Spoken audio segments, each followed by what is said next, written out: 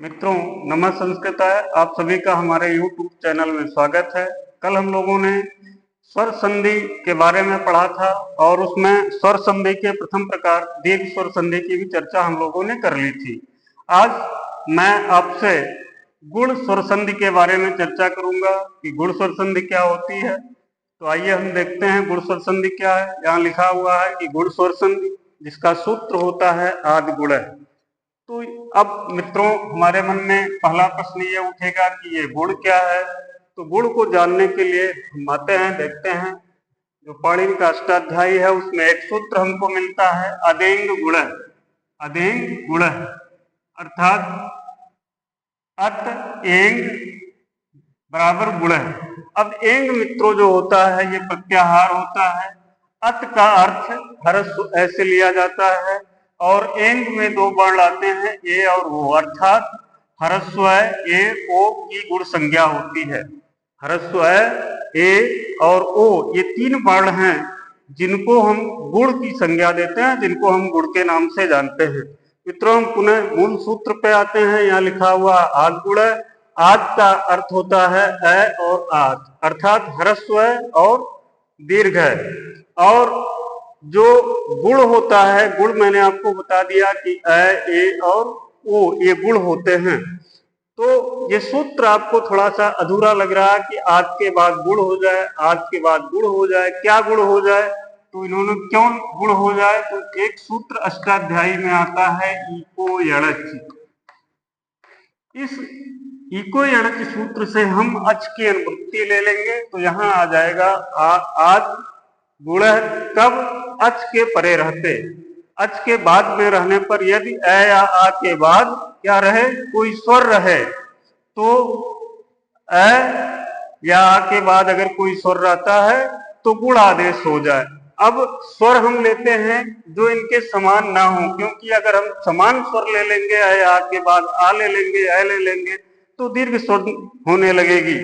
ऐसी स्थिति में हमने लिया जाता है ई उ री ली। अब यहां हम देखते हैं कि ये जो पूर्व वर्ण है अ या आ, इसके बाद अगर ई आए तो इन तीनों में से यानी गुण वर्ण जो तीन हैं इनमें से आदेश क्या हो। तो हम देख लेते हैं मित्रों, जो अ वर्ण है इसका उच्चारण स्थान कंठ है और जो ई वर्ण है इसका उच्चारण स्थान तालु है। अब हम देखेंगे कि जो ये तीन वर्ण हैं गुण संज्ञक, इसमें से कौन सा ऐसा वर्ण है जिसका उच्चारण स्थान कंठ तालु है। तो अ का उच्चारण स्थान कंठ होता है, तो ये हो नहीं सकता। ए का उच्चारण स्थान कंठ तालु होता है, तो हम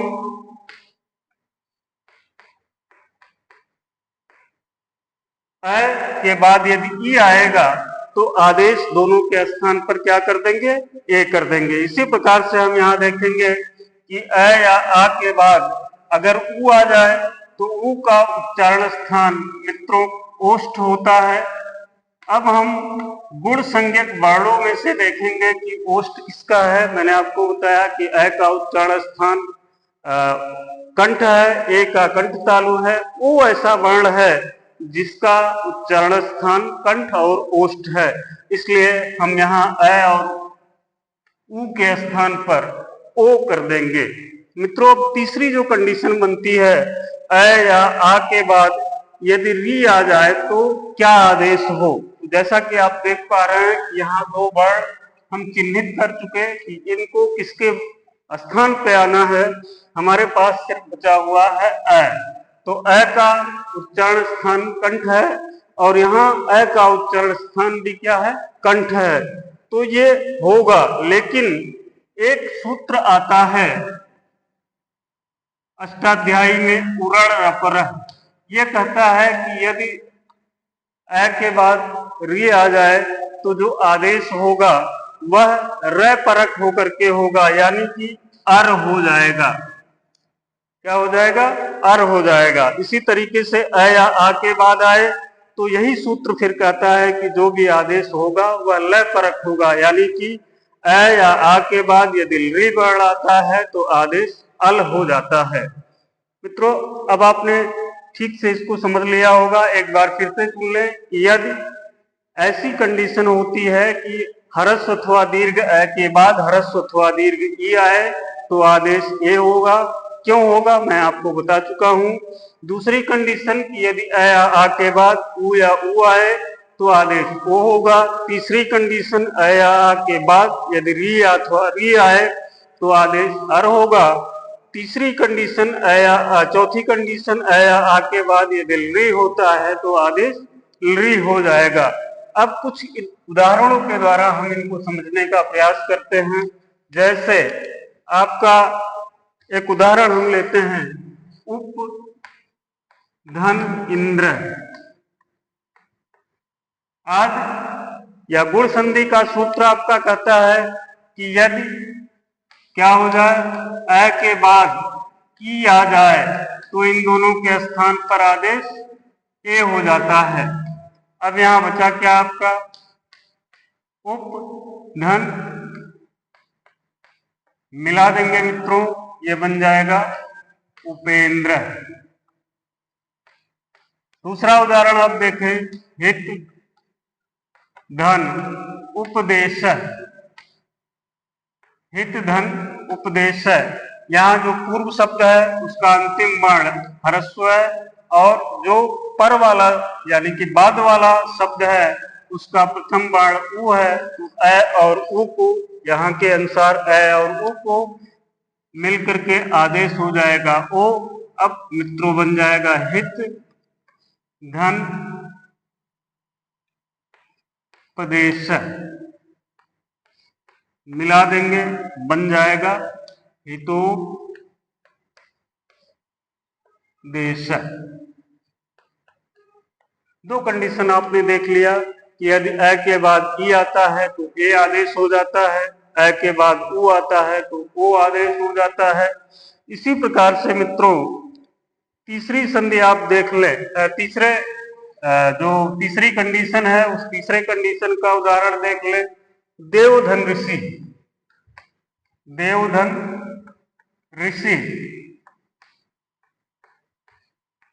अब यहाँ जो पूर्व शब्द है पहले वाला शब्द है इसका अंतिम वर्ण अ हो गया और जो उत्तर पद है उसका प्रथम वर्ण री हो गया।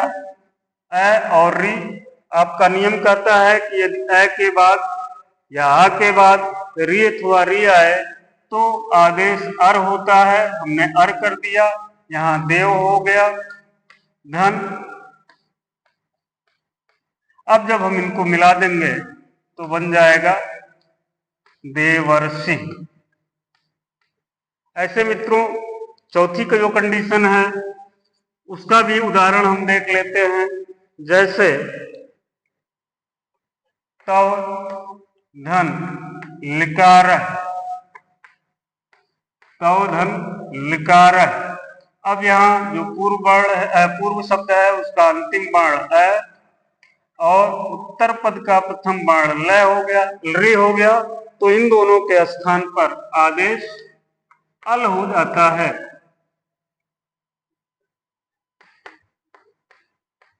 इस प्रकार ये हो गया तव अल धन कार। सबको मिला करके मित्रों बन जाएगा तवल कार। मित्रों आशा है आप इसको समझ गए होंगे कि यदि अ यानी कि ह्रस्व अथवा दीर्घ अ के बाद ई आएगा तो आदेश ए हो जाएगा। क्यों हो जाएगा मैंने वो कंडीशन बता दी, उस कंडीशन को आपको ध्यान रखना है। अ या आ के बाद यदि उ या उ आएगा तो ओ हो जाएगा। अ या आ के बाद री या री आता है तो अर हो जाएगा। अ या आ के बाद री आएगा तो अल हो जाएगा। अब यहाँ आपके मन में एक प्रश्न उठ सकता है कि री को ह्रस्व ही क्यों लिखा गया, दीर्घ क्यों नहीं लिखा गया। तो मित्रों आप ये जानते हैं कि री का दीर्घ नहीं होता है। यह वीडियो आपको कैसी लगी ये आप हमको कमेंट में बता सकते हैं। जिन मित्रों ने अभी तक हमारा YouTube चैनल सब्सक्राइब नहीं किया है वे मित्र इसको सब्सक्राइब कर लें जिससे आपको ज्ञानवर्धक जानकारी मिलती रहे।